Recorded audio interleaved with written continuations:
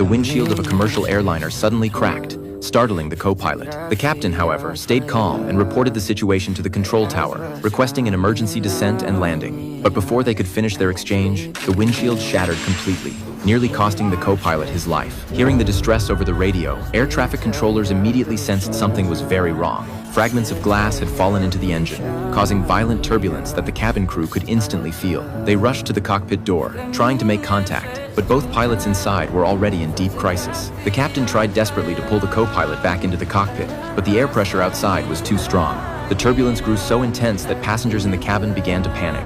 The captain quickly regained his composure and stabilized the plane.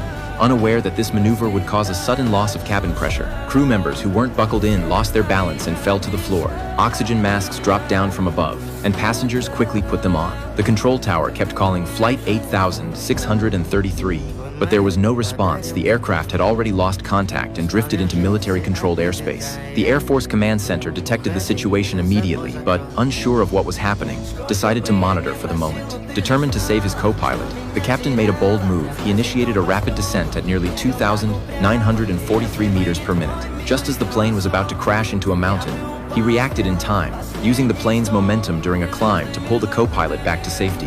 Meanwhile, the reserve captain fought his way toward the cockpit with the help of passengers, inching forward through the chaos. He finally made it inside, and as he slammed the cockpit door shut, cabin pressure began to stabilize. He quickly placed oxygen masks on both the captain and co-pilot. At the captain's signal, the co-pilot sent out an emergency code. The staff immediately launched emergency response procedures. To ensure Flight 8633 could land safely, all other planes were cleared from the runway. Police, medical teams, firefighters, and special forces rushed to the airport for rescue operations. The Air Force suspended all fighter training flights to clear the airspace for the civilian aircraft. Other aircraft in the sky tried to contact them, but there was no reply. Then the missing flight encountered another danger, a massive thundercloud ahead. To reach the airport, they would have to descend through it.